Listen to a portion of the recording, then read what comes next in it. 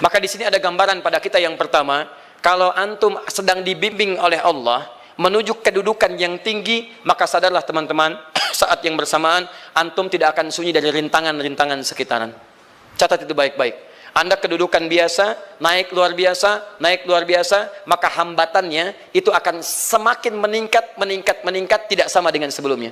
Anda orang kecil, diuji dengan ujian kecil. Anda orang menengah, diuji dengan ujian menengah. Anda kedudukan yang tinggi, maka akan diuji dengan kedudukan yang lebih tinggi lagi. Maaf, Allah tidak akan menguji dedaunan dengan angin yang menerpa akar. Pasti berbeda. Karena angin ketika kedudukan semakin tinggi, maka angin semakin kencang akan menerjangnya. Yuk kita turunkan. Jenis ujiannya bisa 3. Bismillah. Tenang aja mas ya. Antum lihat aja, tulis ya. Biar saya hapus, insyaallah. Perhatikan baik-baik. Sini. Kedudukan bersanding dengan ujian. Kalau rumus fisikanya, F berbanding lurus dengan P. Gaya berbanding lurus dengan tekanan. Jadi kalau antum misalnya, rumus asalnya F1 sama dengan F2, gaya gerak sama dengan gaya dorong. Kalau dikembangkan ke sini, tenaga kecil begini, maka yang bunyi kecil. Kalau besar, semakin besar lagi. Nah, memahami rumus ini, F sama dengan P. F berbanding lurus dengan tekanan. Ada gaya tekanan juga yang cukup kuat. Ketika antum pukul kencang, suara kencang. Tapi ini lebih sakit kan? Tekanannya lebih kuat. Itu agak berbeda. Itu dalam persepsi positif. Dalam persepsi negatif juga bisa. Gaya berbanding lurus dengan tekanan. Semakin orang banyak gaya, semakin tertekan hidupnya. Ya? Sekarang lihat sini. Rumus ini kalau kita turunkan lewat ayat, am hasibtum an tadkhulul jannata. Apakah Anda akan duga begitu mudah masuk surga? Walamma yatikum matalul ladzina khalau min qablikum. Sementara Allah belum menguji Anda seperti orang dulu yang dijamin surga mendapati ujian. Apa jenis ujiannya? Ini manhaj hidup kita dan kita berhenti di sini. Maaf, saya mungkin hanya 5 ayat dulu untuk hari ini ya. Massathumul ba'sa. Ujian pertama disebut dengan ba'sun. Jamaknya ba'sa. Ba'sa. Ini masih ringan. Misal, jarang ke masjid, sekarang mulai ke masjid. Begitu antum ke masjid, Allah kasih ujian sesuai dengan kadar niat antum. Kasih ujian gerimis. Ke masjid gak? Itu ba'sa. Begitu antum ke masjid, orang Arab katakan, nazil matar, turun hujan. La ba's, la ba'sa, la ba'sa. Gak ada masalah. La ba'sa, tidak ada masalah. Serap ke dalam bahasa Indonesia lewat labas. Labas lewat. Ringan. Berarti kalau antum diuji dengan yang ringan, maka antum kadarnya masih ringan, akan dinaikkan kepada yang menengah. Akan yang menengah. Hati-hati betul. Kalau antum belum lulus yang di sini, maka antum akan terus sampai di sini, sampai lulus di sini. Sampai lulus. Antum mau berangkat ke masjid gerimis bisa. Tiba-tiba nggak jadi di rumah. Istri antum mengatakan, "Pak, kok nggak ke masjid? Hujan mah kan cuman gerimis, takut ria, masya Allah." Padahal antum misalnya belum kuat untuk berangkat, maka antum akan terus diuji di sini. Lihat rumusnya, Quran surah kedua ayat 286. La yukallifullahu nafsan illa, Allah tidak akan pernah menguji seorang hamba di luar kadar kemampuannya. Jadi kalau antum masih ujian yang ringan, antum diberikan yang ringan. Antum naik menengah, diberikan yang menengah. Antum naik lagi level tinggi, diberikan ujian yang berat. Menengahnya disebut dengan darrun. Wad-darra, dari ba'sun jadi darrun. Jamaknya darra. Sudah menyakiti fisik. Kena fisik. Sudah melukai. Hujannya makin deras. Ya. Kalau dalam kehidupan, yang ini mungkin celaan biasa. Duh, sudah berubah ya. Masya Allah. Sekarang jilbabnya sudah panjang. Masya Allah. Duh, semakin panjang ya. Yang ingin Batman ya. Masya Allah. Udah banyak. Begitu sudah mulai pakai cadar, ninja. Oh, Masya Allah. Darra, sudah nggak enak ke fisik. Darrun. Darrun. Lihat rumusnya ya. Lihat rumusnya baik-baik. Ini lebih menenangkan pada jiwa. Ketika Anda dalam level-level seperti ini artinya Allah sedang menaikkan iman Anda dalam level yang lebih tinggi lagi. Jadi ketika ada celaan menghunjam dalam lisan seseorang, sudah mulai menyakiti, itu sebetulnya pengakuan dari Allah lewat lisan orang itu, bahwa Anda sedang diangkat keimanan pada tingkat yang lebih tinggi. Ada yang mengatakan, kamu kenapa sih pakai jilbab begitu? Yang biasa aja kali. Mah, yang iman biasa sudah banyak. Saya ingin menampilkan keimanan yang luar biasa. Supaya dengan iman itu saya lebih mendoakan mama. Saya menampakkan amalan-amalan. Mudah-mudahan pahalanya bisa buat mama. Masuk dengan bahasa yang baik. Masya Allah. Jadi kalau antum bisa melawan hal-hal demikian dengan bahasa yang indah, itu nyaman kepada jiwa. Kadang-kadang ada kalimat-kalimat yang tidak perlu pakai dalil, teman-teman sekalian. Kembalikan ke sini. Terakhir, wazulzilu zilzal. Zulzilu zilzal. Gempa, goyang. Dia ada ujian yang bisa menggoyangkan diri kita, membuat gempa hati kita. Antum sudah nggak kuat, kadang-kadang jalan sempoyongan, padahal nggak ada gempa di luar, cuman hati kita kayak kena goncangan. Diserang sana, serang sini, nggak bisa tidur, nggak bisa makan, tawarin ini susah, itu susah. Wazulzilu. Bahkan hatta yaqula Rasulullah walladzina amanu ma'ahu mata nasrullah. Sampai-sampai Rasul SAW, bahkan orang-orang beriman, bahkan yang setelahnya bisa mengatakan, kapan ini berakhir? Akan tiba masa Anda mengalami satu situasi sampai Anda mengatakan, kapan berakhirnya yang seperti ini? Serang, serang, serang. Perhatikan, jika Anda berada pada level ini, saya ucapkan selamat kepada Anda. Karena Anda akan diangkat pada kedudukan yang tertinggi di antara sekian ujian yang ada. Zuzan. Artinya Allah akan naikkan Anda pada derajat yang tinggi. Karena hukum ujian tadi, la yukallifullahu nafsan illa wus'aha. Allah nggak akan menguji seorang hamba di luar batas kemampuannya.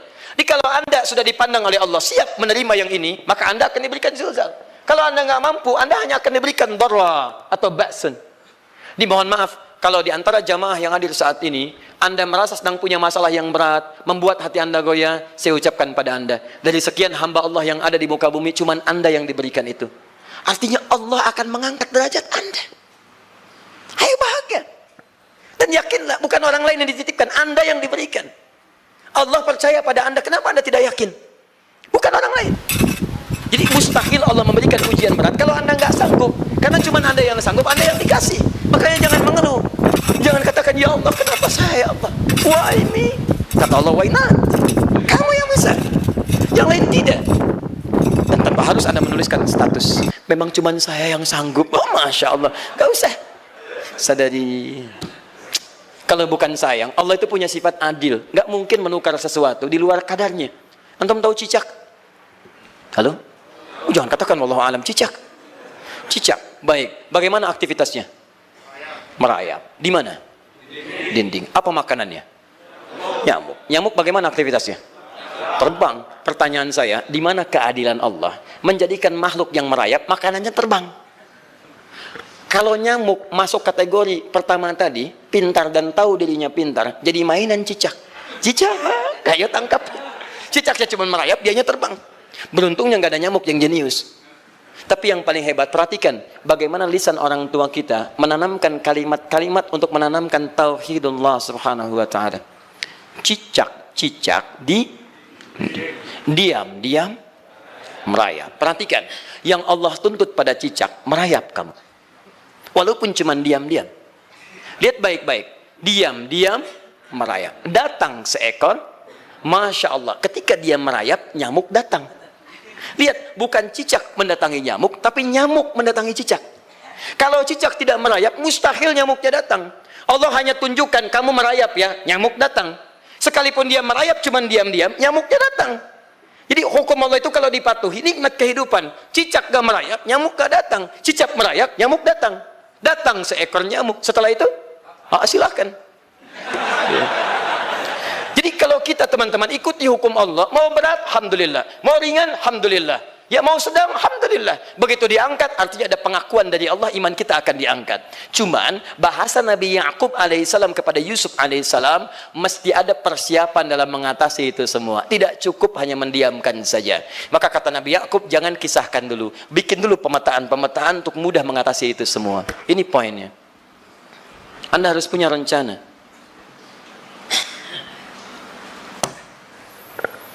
Maka Nabi Ya'qub menyiapkan, bekali dulu ini, siapkan itu. Kalau ambil ke aspek teori untuk kita sekarang, tafsir dari ini untuk menyelesaikan solusi di Quran surah kedua ayat 214 tadi, maka jawabannya ada di Quran surah ketiga ayat 142, paling kiri sebelah atas. Ini kanan sebelah bawah, ini kiri sebelah atas. Dan awal ayatnya dibuka dengan kalimat yang sama. Perhatikan, Al-Baqarah ayat 214 kalimatnya menggunakan am hasibtum an tadkhulul jannah. Ali Imran 142 am hasibtum an tadkhulul jannah. Yang Al-Baqarah itu ujiannya, walamma ya'tikum mathalul ladzina khalau min qablikum masathumul ba'sa wad-dharra waz-zulzilu. Yang Ali Imran itu solusinya. Am hasibtum an tadkhulul jannata wa lamma ya'lamillahu alladhina jahadu minkum wa ya'lamas sabirin. Saya tutup sampai sini dulu. Teman-teman perhatikan, walamma, sedangkan Allah ya'lamillahu alladhina jahadu minkum, belum melihat kesungguhan Anda untuk mengatasi berbagai persoalan kehidupan itu. Kalimat jahadu akar katanya dari kata al-juhdu. Serius. Sungguh-sungguh. Jadi kalau persoalan Anda ingin segera selesai, Anda mesti serius. Hei yang sedang kuliah, kalau mau cepat selesai kuliahnya, serius belajarnya. Pahami dengan baik. Kalau Anda nggak pernah serius, bagaimana bisa menyelesaikan pelajaran dengan baik? Hei yang sedang berumah tangga, kalau ingin baik rumah tangganya, serius dalam berumah tangga. Keluarkan hukum-hukum Allah, terapkan dalam kehidupan rumah tangga. Anda akan mendapatkan manfaatnya. Hei yang sedang berbisnis, serius dengan pekerjaan. Karena hanya orang serius yang bisa menghasilkan kekayaan-kekayaan yang terbaik. Serius dalam ibadah, karena ibadah melahirkan keberkahan dengan kekayaan yang Anda dapatkan dari titipan Allah Subhanahu wa taala. Ayo serius. Al-juhdu dibagi 3 bagian.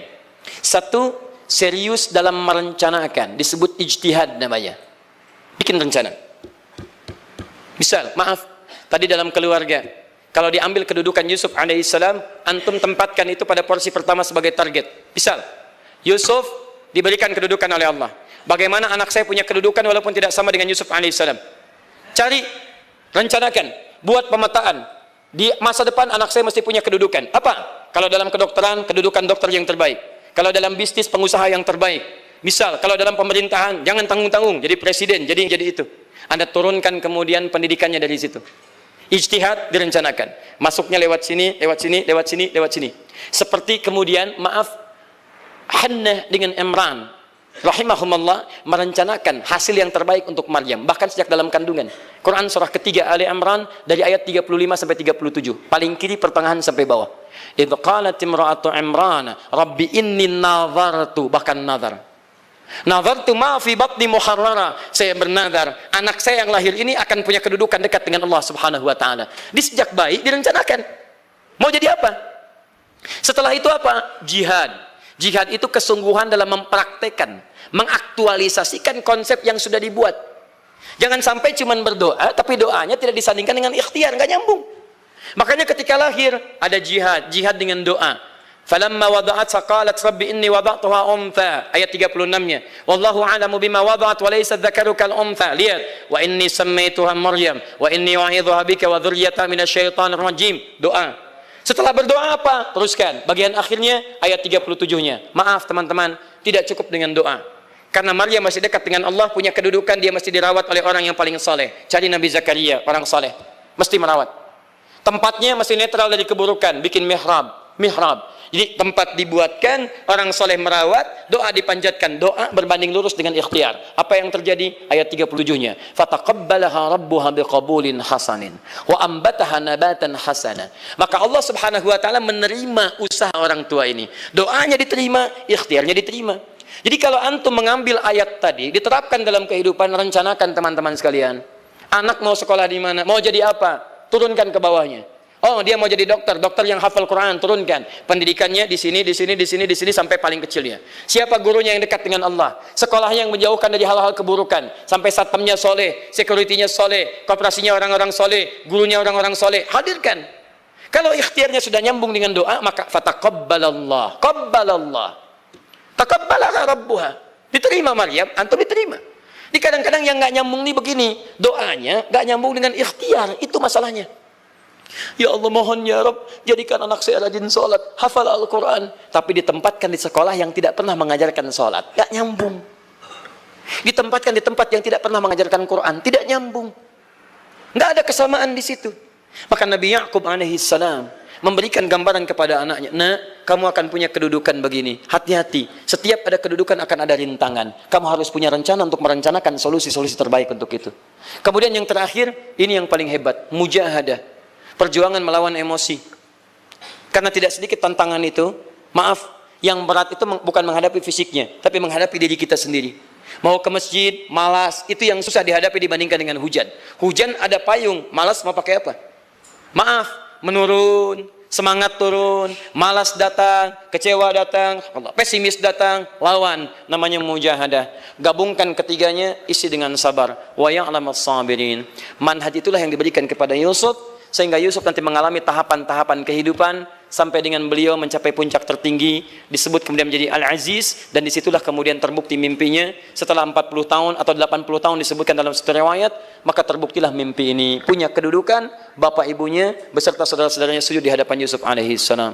Teman-teman, ini baru 5% dari pengajaran yang ada di surah Yusuf. Masih banyak hal yang lainnya. Bagaimana ketika mohon maaf bertemu dengan saudaranya. Saya kasih bocoran sedikit. 10 orang rapat di satu tempat untuk mencelakai Yusuf. Setelah mereka menyimpulkan bapaknya itu lebih perhatian kepada Yusuf. La Yusufu ahabbu ilaina. Yusuf itu lebih dicintai dibandingkan kita pada diri bapak kita. Bapak kita salah nih. Bapak kita salah. Masya Allah. Bapak kita sesat nih. Ya, inna abana lafi dhalalim mubin. Bapak kita sesat banget nih. Salah bapak nih. Ya harusnya kita yang dicintai, kita lebih kuat. Wa nahnu usbah, kita lebih hebat dibanding dia. Rapat teman-teman. Yang hebat begini, 10 orang rapat. Diajukan usulan untuk membunuh Yusuf. Saya mau tanya pada antum, kalau 10 orang rapat, 9 mengusulkan A, 1 mengusulkan B, kira-kira yang diterima secara quorum 9 atau 1?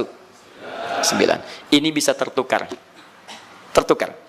Pembunuhan diusulkan, 9 orang condong. 1 orang mengusulkan, la taqtulu Yusuf, jangan bunuh Yusuf. Alqihi fi ghayabatil jubbi, yaltaqithu ba'du sayyarah. Cukup lemparkan dia ke tempat gelap, kemudian di tempat itu akan lewat para kafilah, dia diambil dan menjauh dari kita. Yang penting kan Yusufnya nggak ada, supaya dosa kita nggak berat-berat amat. Yusufnya ambil, itu kan tujuan kita. Lihat baik-baik, biasanya setan kalau sedang melakukan sesuatu, itu nggak akan nanggung. Nodong bisa pembunuhan, lempar bisa perampokan. Tapi ini yang aneh, kenapa 9 orang yang untuk membunuh itu tiba-tiba belok menyepakati rencana yang pertama? Yang 1 orang, 9 orang, 10 orang rapat, 9 punya A. Tiba-tiba yang 9 berpindah kepada yang B yang cuma 1 orang. Kenapa bisa terjadi? Ada rahasia di situ. Kapan rahasianya? Kapan-kapan kita bahas.